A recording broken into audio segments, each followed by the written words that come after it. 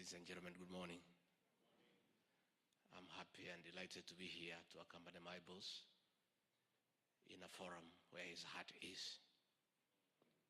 I had different engagements, but last night he asked me to accompany him here because he wants witnesses around him as we turn around the economy of this country.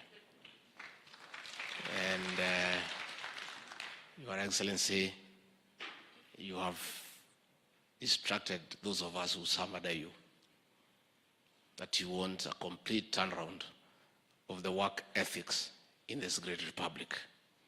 And you have told us so many times, and we have heard, that you want every leader who serves under you to keep time so that we save time and make money.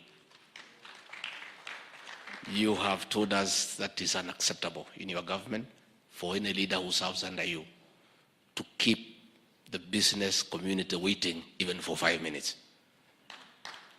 And that is why we were here on time, because that is the way things are being done in this country. Your Excellency, you have indicated, and rightly so, that your administration has brought a new management style of continuous engagement with stakeholders. And that is why for the last 1 month, you have engaged the Kenya Association of Manufacturers. You are here today. You are the Nairobi Securities Exchange. And you have created time for the creators of wealth. These people, Your Excellency, to be truthful, had been incited against us. They were told we are bad people, that we don't mean well for business, that we only care about the hustlers. They even went ahead to threaten them that we can take away their wealth and the balance we give it to the hustlers. These people now know that we are the people they needed around this country. The problem of Kenya for many years is just one. Professors of political science, the greatest economists, can write many things about the problems of Kenya. The problem of Kenya has been one of leadership. And you people know, for your companies to succeed, it must start with the CEO. If you get it right at that level, you are good. True or false? What Kenya needed was a CEO who knows what he's doing, who has time, who has the energy, who has the passion, and who is willing to be a team leader of this great country. And I want to say, much as you people were incited against us and you almost gotten lost, the ordinary Kenyan knew the kind of leadership this country needed. Be as it may, from where I sit, listening to the president every day, his leadership revolves around investors,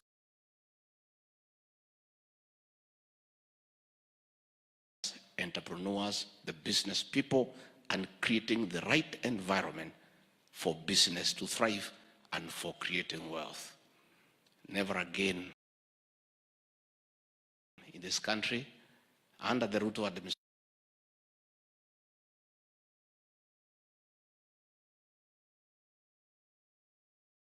they were let loose all over the economy and almost brought this country to a halt.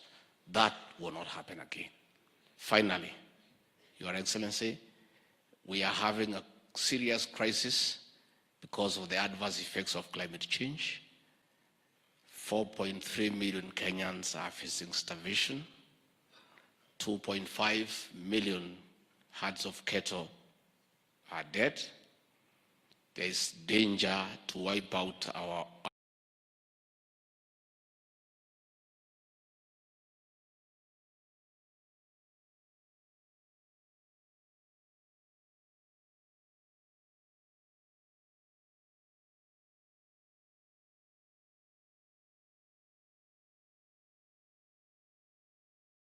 wildlife, and we are having meetings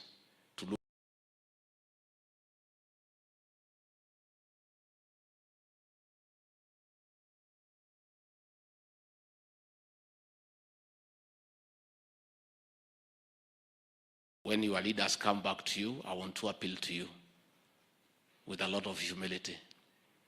If you can afford 100,000, 1,000,000 shillings, 2 million, 3 million, whatever you can, please, let's put the resources together so that we join our development partners, because charity begins at home. Even as we talk to the foreigners to assist us, we must have a local effort. So when that appeal comes, please give us whatever you can in terms of cash, in terms of food, through the Red Cross and other mechanisms that we shall create that are credible and transparent, so that we save life.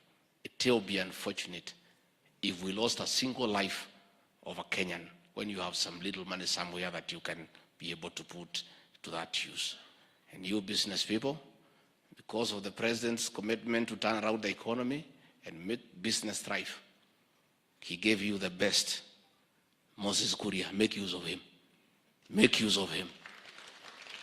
He has the energy, he has the passion, he has the drive. And this guy, Moses Kuria, was misunderstood. He had too much energy and nobody was using him. So he had to do other things to keep busy. The president has now deployed him appropriately and positively. So please make use of him. Finally, mimi sitaki niharibu hii mkutano, lakini mimi nauliza swali moja. Ama niwache nitaharibu? Niulize? Mtanijibu? Sasa nyinyi, surely, even if you believed that we are useless, the way you had been told, na hiyo uongo yote na vitina na propaganda, ati sisi tutaharibu biashara, tutapeleka mahasula nini nini, wale walikuwa namwambia, the alternative they were giving you, tuseme ukweli, hao wangeweza kuamuka mapema kuja kwa hii mkutano? Tuambiane ukweli. Surely, let's be truthful. So hata nyinyi mlituangusha. Because surely, the way the economy of this country is, you need somebody even with energy.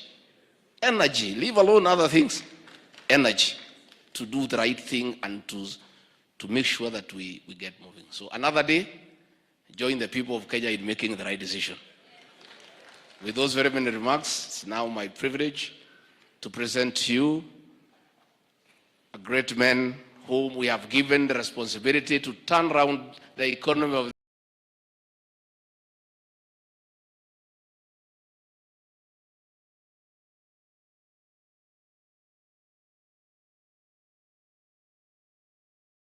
this country, President William Samoei.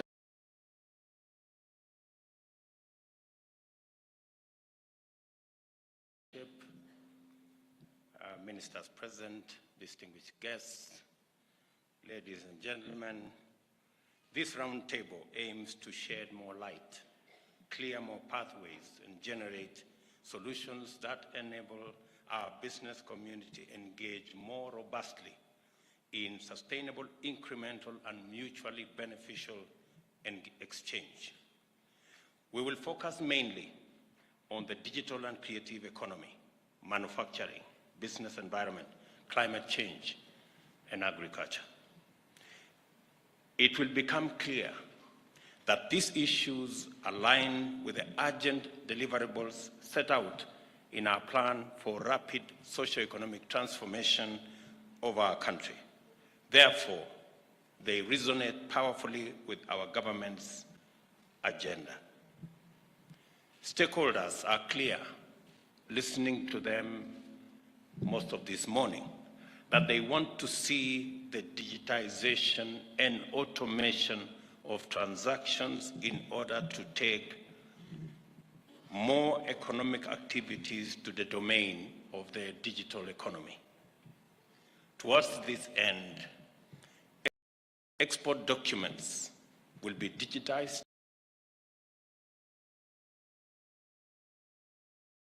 to reduce transaction costs, and business information will also be digitized and consolidated in an integrated portal.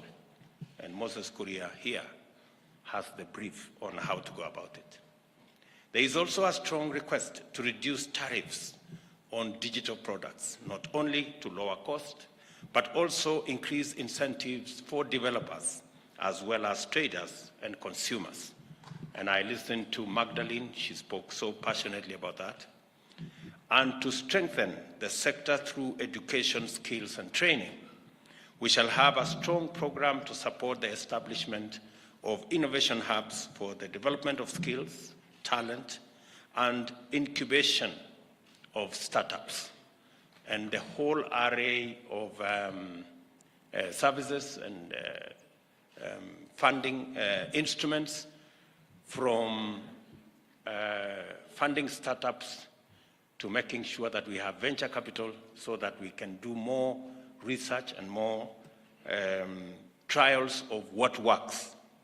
We will also deepen the teaching of science, technology, engineering, and mathematics, and entrench an apprenticeship framework in the education curriculum.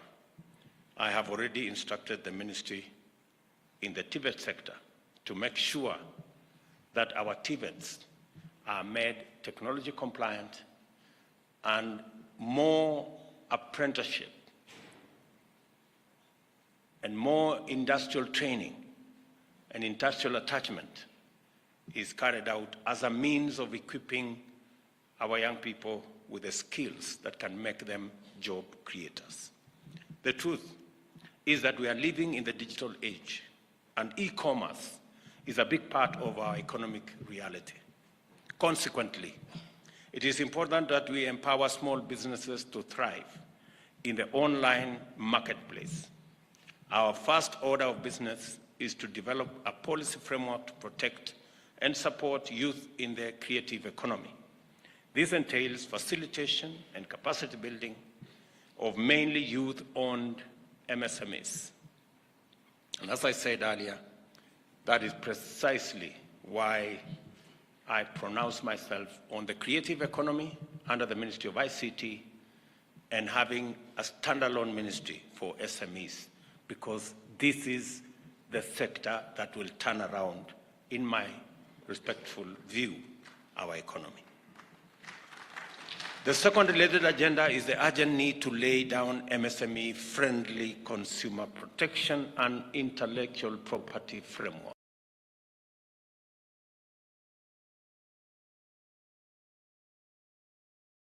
so that we can modernize facilities which have been neglected or degraded into modern recreational centers, and where youth can train, can learn, practice, and generate incomes from showcasing their talent.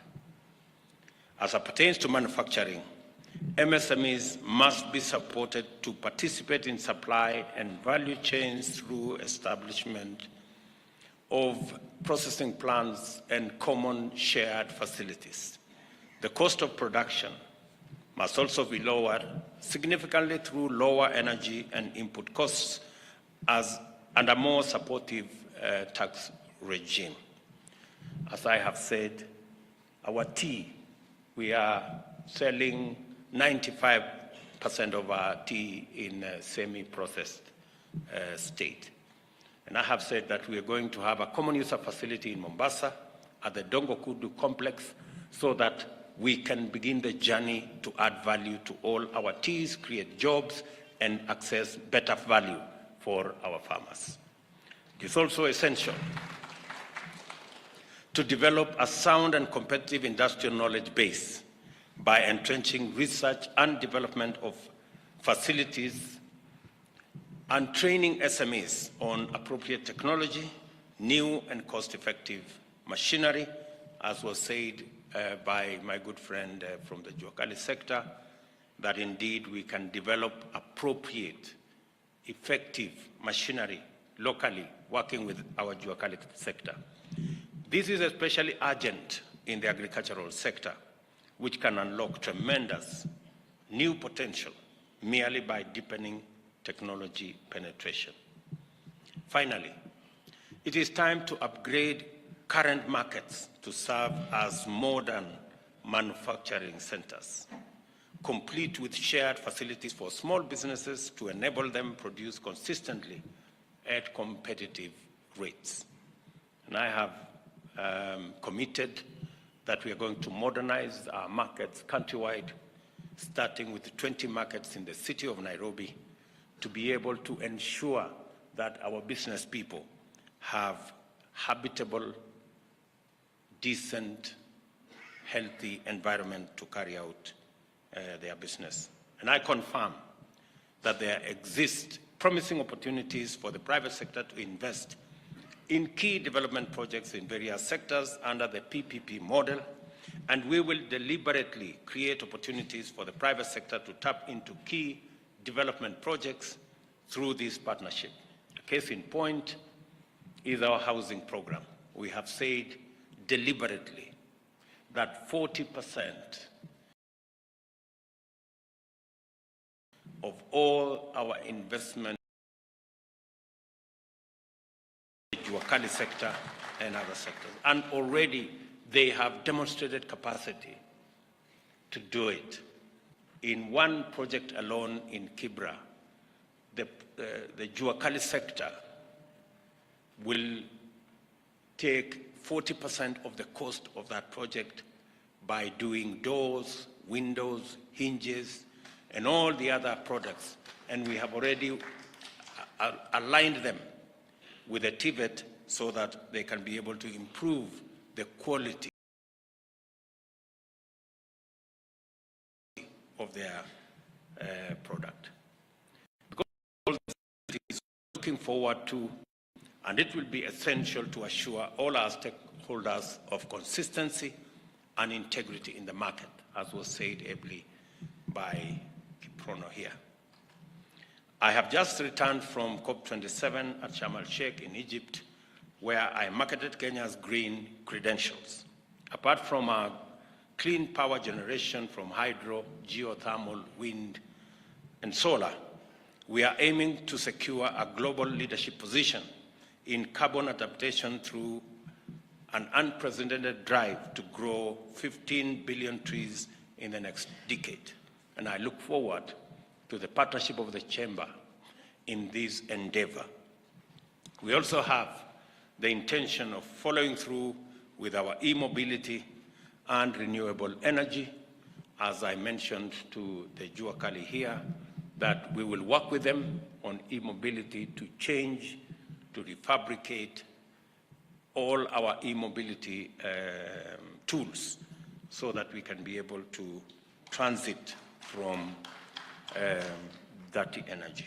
In addition, we will invest in constructing shared solar-powered cold storage units to reduce post-harvest losses, increase agricultural productivity, and protect farm incomes.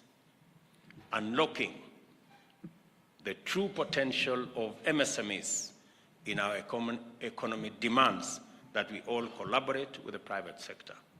Working together, we will create new opportunities that will transform our economy and our country. And I want to ask all the players working together, synergized, and we will provide the necessary space for all of us to contribute our ideas. And we believe that always a good idea should be able to give way to a better idea. That's how we can move together in unison. Ladies and gentlemen, I want to thank all of you for finding time for this engagement. I value this engagement, and I look forward to many more as we look into the future. Tomorrow, I will be having another engagement with our pension schemes, the people who decide on our savings, again, to be able to work with them to build our savings culture, to secure our present with investments, and to secure our future with pensions.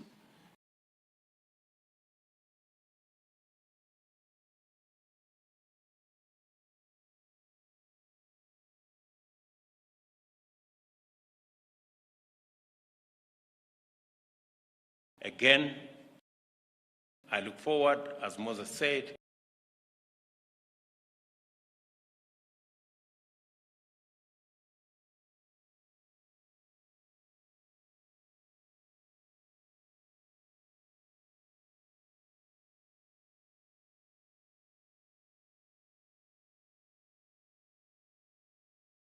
easy for business because for us to grow our economy and develop our country. Thank you very much.